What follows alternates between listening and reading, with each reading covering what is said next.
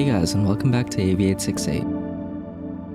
In this video, we're going to be trying something a little different. I unfortunately lost all my intercom audio for this flight, so I'm just going to voice over everything that's going on. I thought about just scrapping the video entirely, but I still feel like this was a really cool and scenic flight, so I want to get it published in some way, shape, or form. Today we're flying from Ukiah over to Auburn Municipal Airport, which is an airport located right next to the Sierra Nevada foothills about 33 miles northeast of Sacramento. The airport also features a really cool aviation-themed restaurant located right on the field, so we'll be stopping to eat after we land. The flight time today is going to be about 1 hour and 10 minutes, covering exactly 100 nautical miles of straight line distance. The weather looks good, with clear skies and calm winds. And by topping off the plane now, we'll have plenty of fuel to get there and back.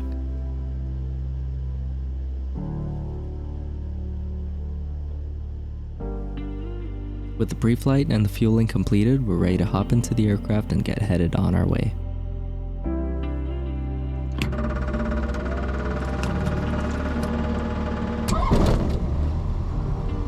Startup procedure in this airplane is usually pretty simple. We throw the master switch on and wait a bit for the dyno screen to come up. Ignition A and Ignition B go on shortly after, and on the first start of the day we pull the choke out, leave the throttle completely at idle, yell clear prop, and crank the engine. Immediately after startup, I'm looking for the oil pressure to come up. If that's all good, then we usually throw on the radios and avionics, pick up the weather, and taxi out to the run-up area where we complete our run-up checklist and then taxi to the hold short lines and prepare for takeoff. Now I already knew there was some traffic coming in, but in general it's always a good idea to visually scan the area. You can see me instinctively doing that here with my sweeping turn. There could always be someone coming in that's maybe not talking on the radio or someone that you haven't seen in the area yet. Here we're waiting on this Cessna to land and get clear of the runway, and then we should be all good to go.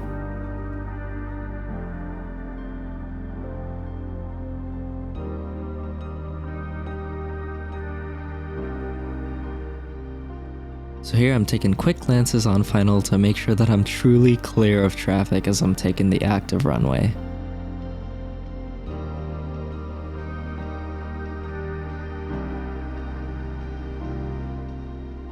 We'll line the aircraft up on runway 15 and straighten the nose wheel. And as soon as we're all set, we'll start advancing the power by opening the throttle. So power's coming in. I usually call out power set and airspeed alive when I see the airspeed indicator moving.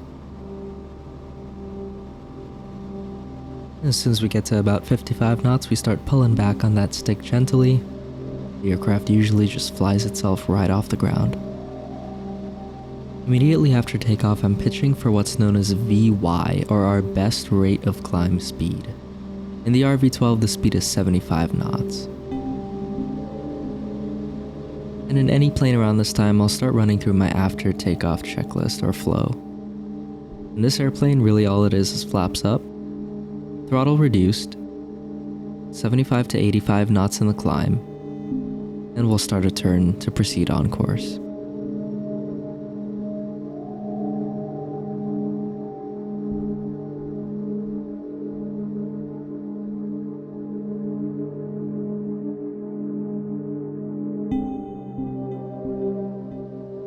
The body of water you're looking at now is Clearlake, California's largest natural freshwater lake and one of the oldest in North America, dating back over 2.5 million years. It was formed through a combination of volcanic activity and tectonic movements. The Clearlake volcanic field, active from 2.1 million years ago to around 10,000 years ago, shaped the region with volcanic eruptions, lava flows, and sediment deposits. Mount KUKI, which you can see on the right side of the screen there, is a prominent volcano on the lake's southern shore. I believe it last erupted about 10,000 years ago. It's been dormant ever since. Although the volcano has remained dormant, this region's geological activity is still influenced by the nearby Magma Fault, which runs through the area as it cuts across to Ukiah. I actually live only 600 feet away from the Magma Fault line as it cuts its way through Northern California towards Willits.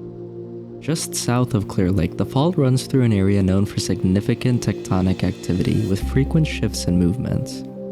This area is heavily used for geothermal energy production, tapping directly into the Earth's heat. The Geysers geothermal field, located a short distance from here, is the largest geothermal energy producing site in the world, providing about 50% of California's geothermal generation.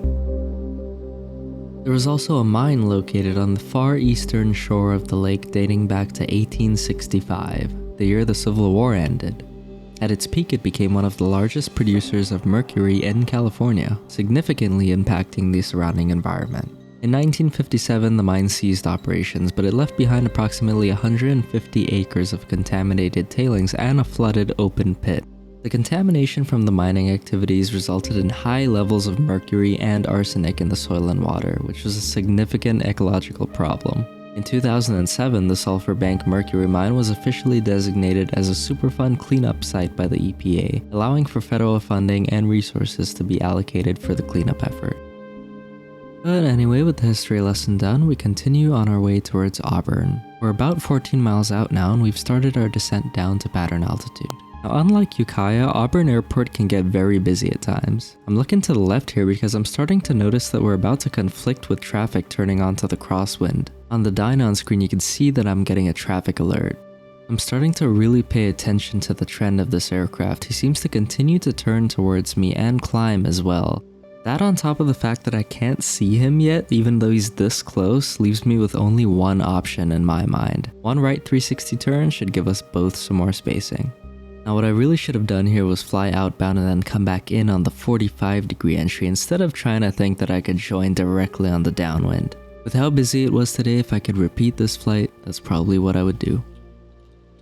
At an uncontrolled field like this, there's no one there to tell you what you need to do to avoid traffic and be safe. You, as the pilot in command, have to make those decisions. This is why early on in pilot training we learn different techniques for visual scanning and collision avoidance, as well as the golden rule of see and avoid. This stuff is crucial in all phases of flight. With the execution of the 360, we got the proper spacing between us, and I was able to actually see and track the aircraft in front of me that I was supposed to be following.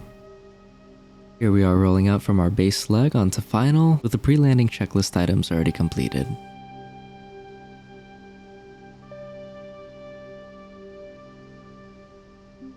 As the wind interacts with the trees, hills, and buildings, it gets twisted and warped, even on a relatively calm day. This is what is known as mechanical turbulence.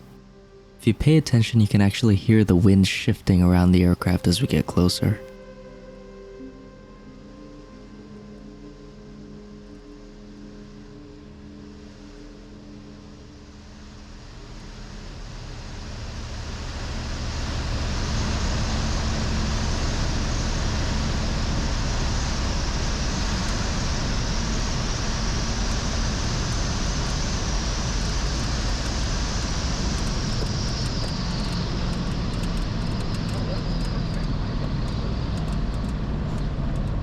That may very well be one of the softest landings I've made in the RV-12.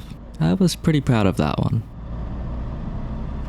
With the amount of traffic present both in the pattern and holding short waiting for departure, I wanted to get off the runway as fast as possible.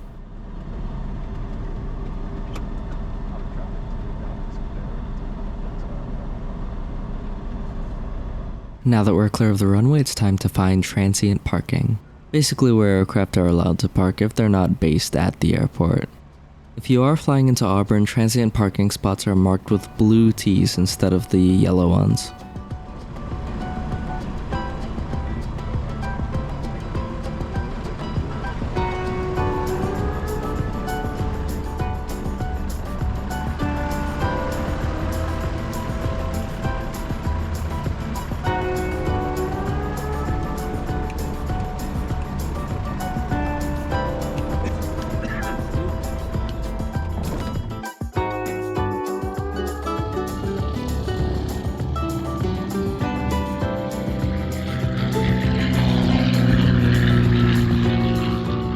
With Auburn Airport as busy as it is, you're always bound to find some really cool and well-kept aircraft.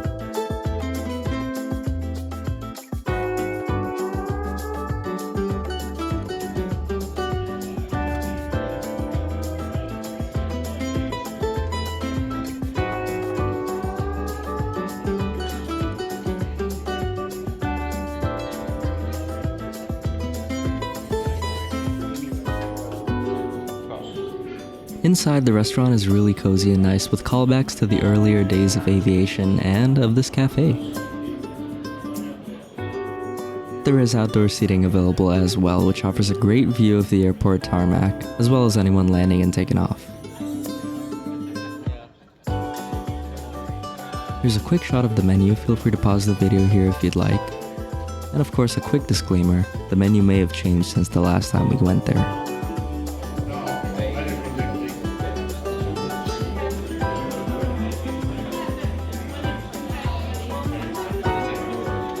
I think I ended up getting a mocha here. It was pretty good.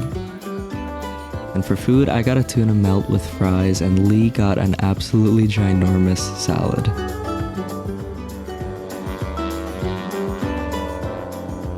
Now since we are kind of reviewing the place, I will say we did have to wait about 1 hour for our food to come up, as the place was super busy around this time, but that's to be expected. The ambiance was really nice because it's an airport, and the 1 hour ended up passing quick enough.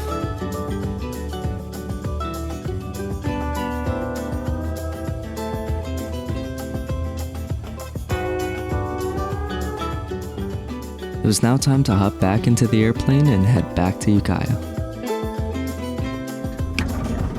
1, 2, check 1, 2. Okay, ignition A and B on. Don't need to choke it. Throttle is cracked. Clear! Looks clear all around. We got the chocks and tight ends removed. There we go.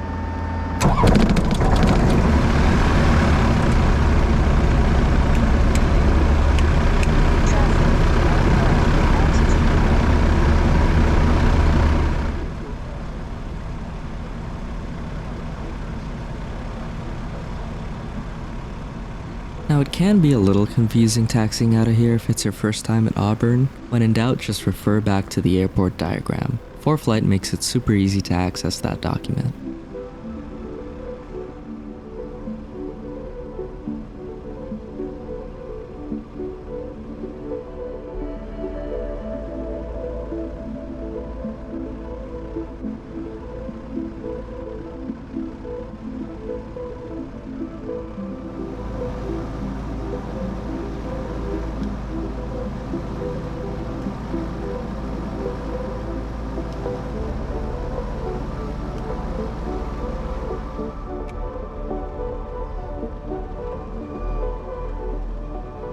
Even though we have 3,700 feet of well-paved tarmac to use for our takeoff run, I've made it a habit of never leaving behind runway.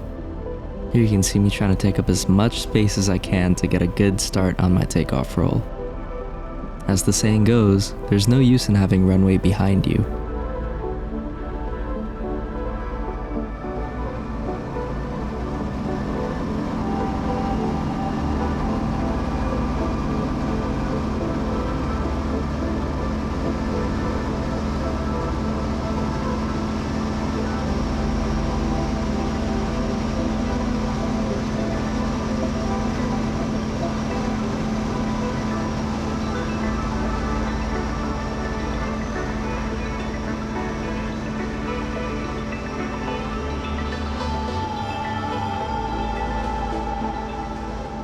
Auburn Airport does have a noise abatement program, which requires us to start a left-hand turn to a heading of 230 after our departure from runway 25.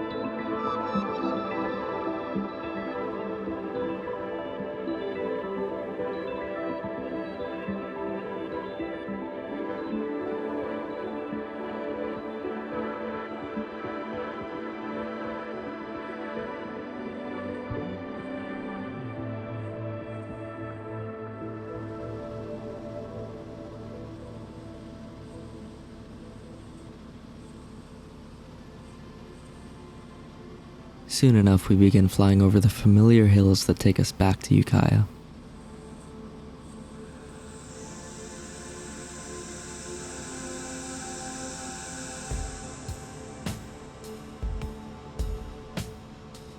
We're now entering the pattern. I'm turning from the 45 onto the left downwind for runway 15.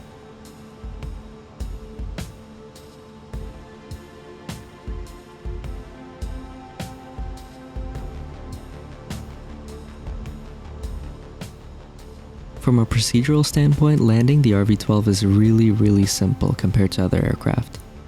There is no mixture control, there is no carburetor heat, so all I'm really running through in my flow is power, airspeed, flaps, and switches.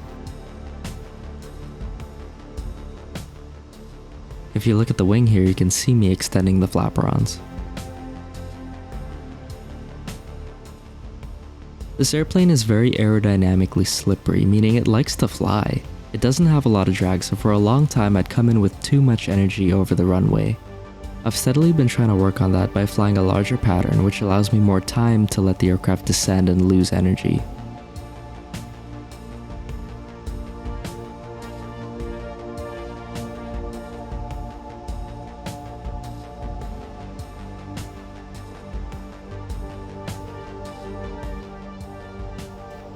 And here we're turning from the base leg on to final. I'll throw the wing down for just a second to check for any potential traffic that could be landing. And then I'll continue my turn.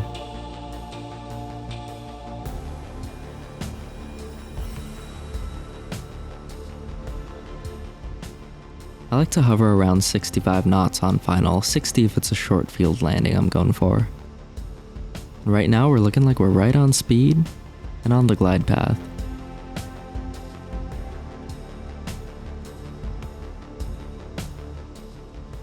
Another thing I like about flying the RV-12 is the control sensitivity. As we land, look at how little I'm having to move the stick to get the aircraft to do exactly what I want it to do.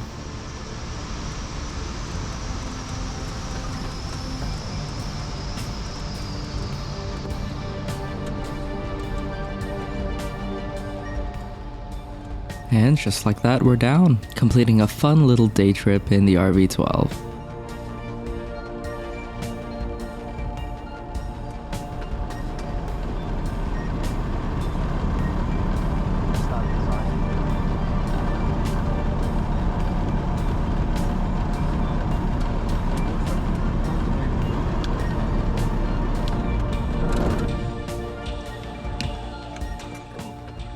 Thank you guys so much for watching. Let me know if you like this new format down in the comments. And don't forget to like and subscribe for more aviation content. That's really all I got for now. Make sure to stay safe, keep flying, and I'll see you guys in the next one.